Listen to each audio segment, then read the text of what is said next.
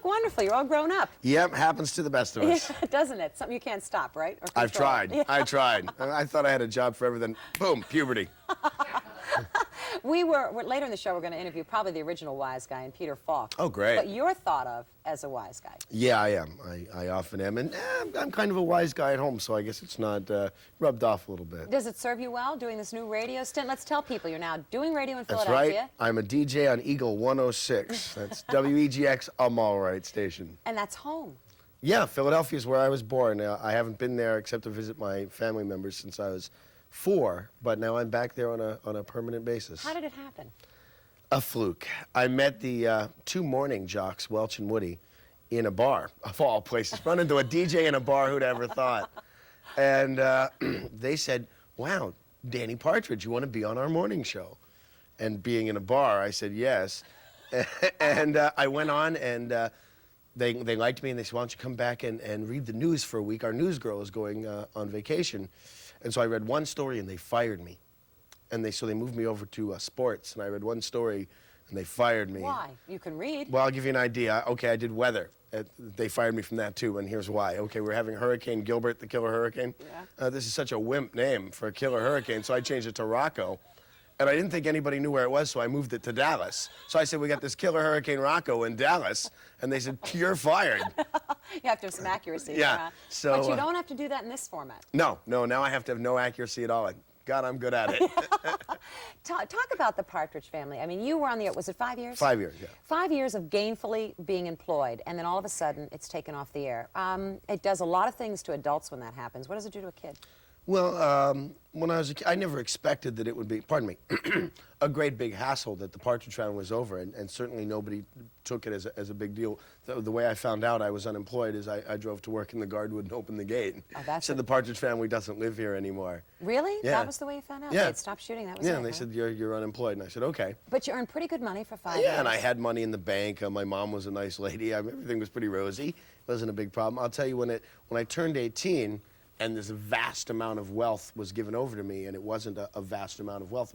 We, you know, you hear of stars making $100,000 a week. I started the Partridge Family at $750 a week and wrapped up at $1,200.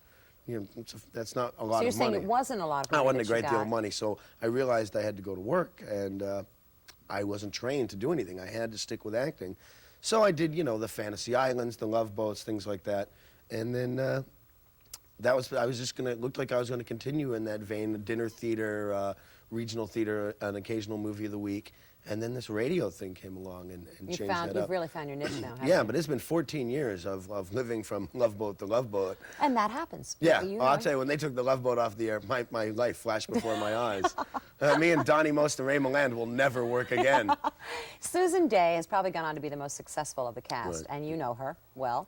Have you ever called her and said, hey, L.A. Law would be nice? As a matter of fact, I called her up and asked her to come on the radio show, to which she replied yes. But we don't see a lot of each other. People in that kind of price range don't really hang out in my neighborhood. She's making a lot of money. That's time, I would imagine. I don't know. Nighttime is different than daytime. I mean, it's a bit. You're making good money as a DJ? Yeah, I'm making real good money as a DJ. Is this a really good station? It's a great station, the #1 station in Philadelphia. And it's the kind of format I would listen to anyway. And what I do is pretty much a morning show in the middle of the night. Let's take a listen, all right? This is something that you did on the air. I'm not really sure. Well, we know that you did this on the air, so let's take a listen. This is a dedication, I understand. 20 in a row, Eagle 106. This is Danny Bonaduce. This is going out to Amy from Mike. He says he really loves you, and he's sorry he can't afford to take you to places that you want to go. Now, that's the official dedication he wanted me to make. Now, I'm going to say my own piece. Mike, dump this materialistic babe right now. She ain't worth it, buddy. Okay, I feel better.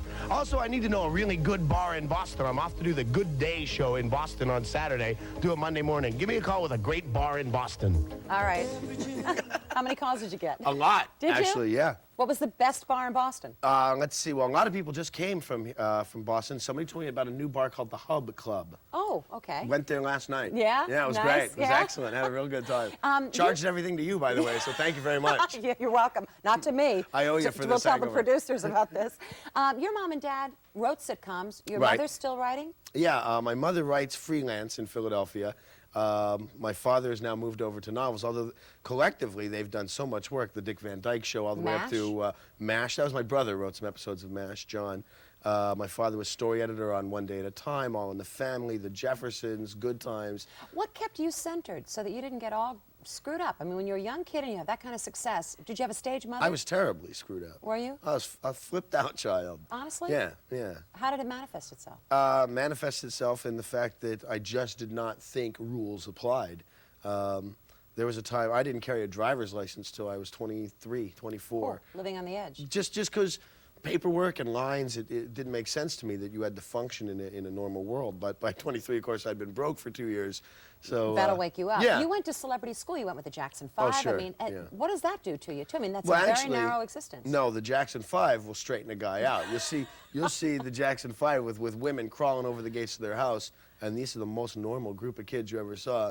You read in the paper about Mike and his monkey and his sleeping in a coffin and stuff, and it's just, I mean, he's a weird kid, okay, but he's not that weird. I mean, he's quiet.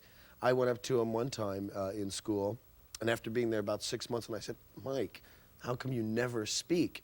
And he lifted up his hand, in which was his Bible, and he said, because I'm in constant remembrance of God. And that was pretty much our entire high school conversation. Anybody for that? I went, Mike, dating, girls, buddy, pay attention. Wouldn't listen to me. How about you with women? I mean, when you do a show like that, appealed to so many young people. Well, I wasn't going to tell you this, but one of the older babes that just left pinched my hiney. How did it feel? I liked it. What can I say? You have a lady with you now that's very special to you. I do indeed. It looks like I'm getting married. And she's not older than you are. No, she's young. She just turned 21 this week. And you are 29. Yeah, and holding? Debbie Strauss, my fiance. No, I'm really 29. Next year I'll be 29 and holding. This time I'm really 29. You were married once before. I was married, well, it's the only time I've ever been married. Now I'm going to do it again. But yes, I was married once. And it didn't work out. Was that because Danny wasn't grown up yet? The woman was Lizzie Borden. Don't blame me. She was an axe murderess. Are you going to get in trouble ever by crossing, you know, over the line with your... I have a boss, which is very weird. I'm not used to having a boss. I have a boss. His name is Charlie Quinn. And now normally, if my show was a hit, I wouldn't worry too much about a boss. But this guy, Mr. Quinn, has, it's awful close to Captain Quint, isn't it? My boss, Charlie Quinn, has taken this radio station and taken it from, I'm not sure where it was, but we are the full-blown #1 station, and it's pretty much due to Charlie.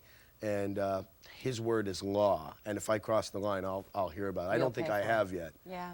So you've really, it's a good place in your life and a good time for you, Yeah, I'm the happiest I've ever been. That's nice, Danny. Yeah, nice to meet you. Let me Thank tell you. everybody, if you're down Philly way, it is, and I'm going to say this, it's WEGX Eagle 106 FM on your dial from 10 to 2 a.m. Oh, what a schedule. It's a tough life, but somebody's got to do it. But you don't get up as early as I do. No, I'm crawling right back into bed the second I'm out of here. Thanks, Danny. It was a pleasure. Nice Thank to meet you. Lots of